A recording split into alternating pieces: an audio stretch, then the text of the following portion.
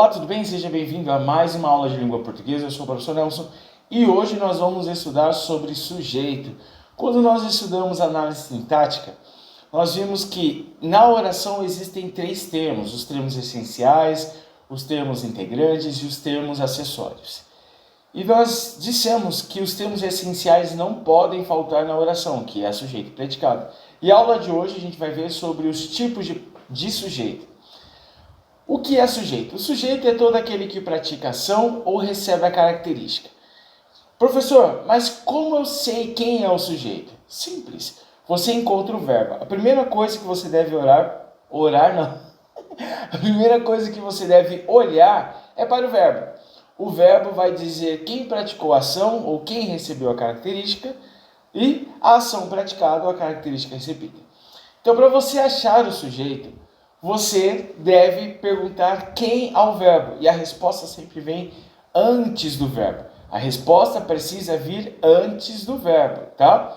Então, quando eu pergunto quem fez isso, quem fez aquilo, quem é isso, quem é aquilo, a resposta vem antes do verbo, tá? Então, quando eu faço isso, eu encontro o sujeito. Mas, para você saber o tipo de sujeito, você precisa saber o que é núcleo.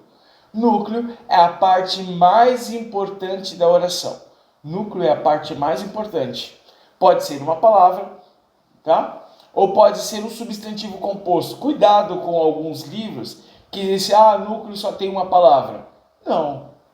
Núcleo é quando só tem uma palavra ou um conjunto de palavras que define um único ser, um único elemento. Tá? Por exemplo, se eu disser assim, João Ferreira de Almeida, eu tenho aqui três palavras, mas as três definem uma só pessoa. Então, cuidado. Essas três palavras é um único ser. Então, aqui eu tenho um único núcleo. Quase que os dedos não saem. Um único núcleo, tá? Núcleo é a parte mais importante. Então, se eu disser o seguinte, o rapaz de boné azul, qual é o núcleo? Quem é mais importante, o rapaz de boné azul? Rapaz. Rapaz é o núcleo. Então, para você saber o tipo de sujeito, você precisa saber o que é núcleo. Tá? Vamos para os tipos de sujeito. Quais são os tipos de sujeito, professor? Nós temos o sujeito simples, nós temos o sujeito composto, nós temos o sujeito oculto. Cuidado, o sujeito oculto ele recebe vários nomes, tá? Eu posso chamar de sujeito oculto, sujeito desinencial, sujeito elíptico, sujeito subentendido e sujeito implícito. 5 nomes. Sujeito oculto, ele tem 5 nomes, 5 apelidos: sujeito oculto, desinencial, elíptico, subentendido e implícito. O quarto tipo é sujeito indeterminado e o quinto tipo é sujeito inexistente. A gente vai ver sobre cada um deles agora. O que seria sujeito simples? Sujeito simples é quando o sujeito aparece, quando você lê a frase, lê a oração e está escrito ali. Por exemplo, quando a gente falou assim, o rapaz de boné azul comprou a lição. Quem comprou a lição? O rapaz. Aparece a resposta quando eu pergunto, quem comprou o boné ou quem comprou a lição? Sim, o rapaz de boné azul. Então, o rapaz de boné azul aparece na oração. Então, só temos um núcleo, porque quem comprou? O rapaz de boné azul. Um núcleo só. Beleza? Sujeito simples, quando eu só tenho um núcleo praticando a ação, um núcleo praticando a ação e um núcleo recebendo a característica. Sujeito simples é isso, somente um núcleo praticando a ação e um núcleo recebendo a característica. Não pode esquecer isso, sujeito simples. Professor, quem pode ser? Pode ser um substantivo. João comprou uma maçã.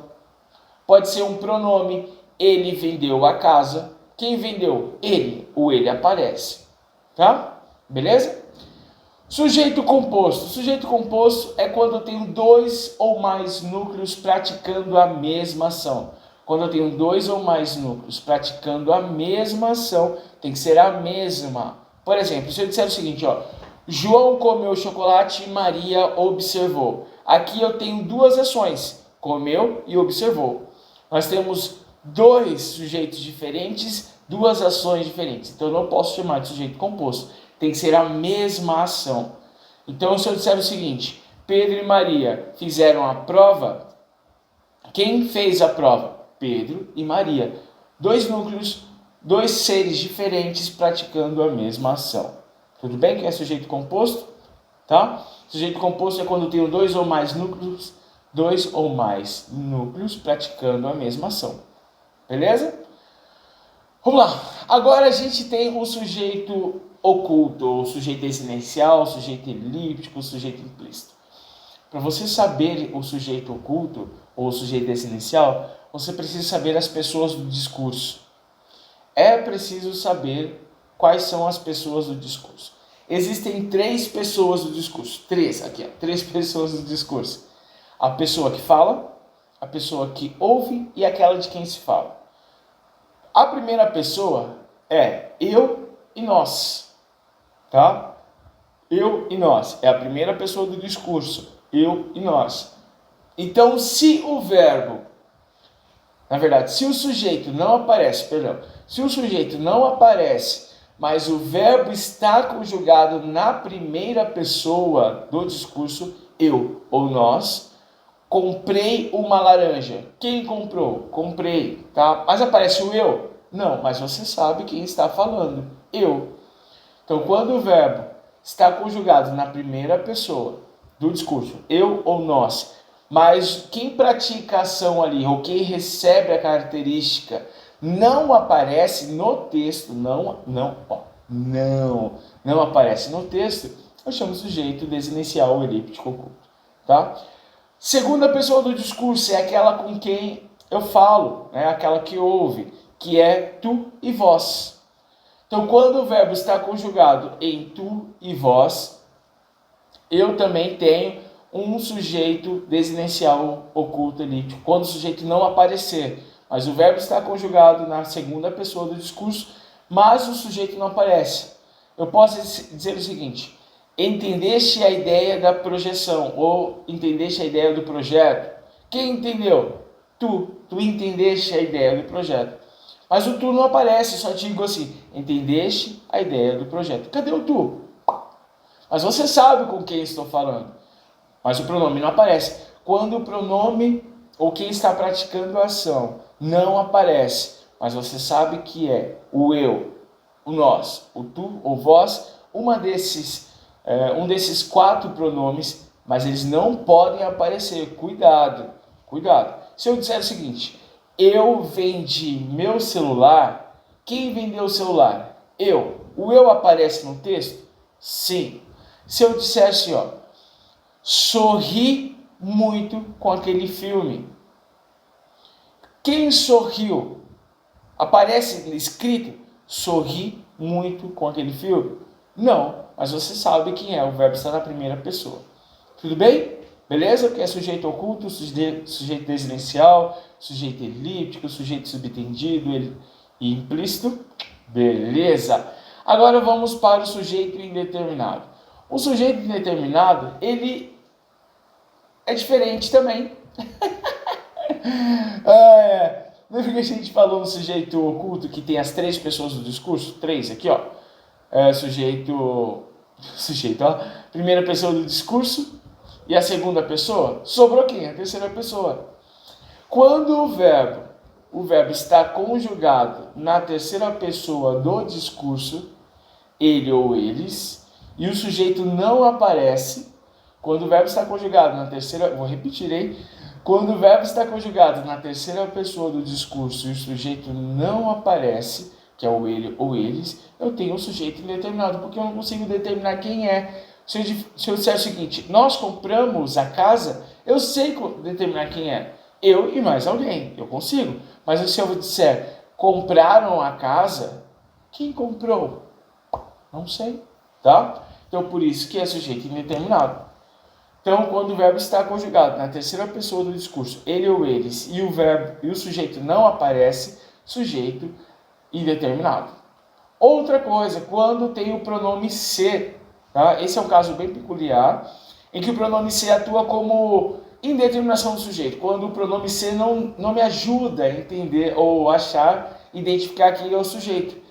E essa forma ocorre com verbos que não são completados por complementos objetos diretos. Ou seja, quando o verbo não tem complemento objeto direto, eu tenho ali os verbos intransitivos, ou os transitivos indiretos, ou até mesmo o verbo de ligação. Então, provavelmente ali eu terei, provavelmente não, sempre eu terei o sujeito indeterminado. Como assim, professor? Por exemplo, se eu disser, necessita-se de ajuda para resolver o problema. Quem necessita? Necessita-se, ok? Vive-se plenamente momentos de clareza. Quem vive? Vive-se, não sei. Nas provas, sempre se fica preocupado. Quem fica? Então, quando eu tenho o pronome ser nos verbos intransitivos, os verbos transitivos indiretos e os verbos de ligação, sujeito indeterminado. Isso aqui é importante, hein? Quando eu tenho o pronome ser com os verbos intransitivos. A gente assiste a próxima aula sobre transitividade verbal.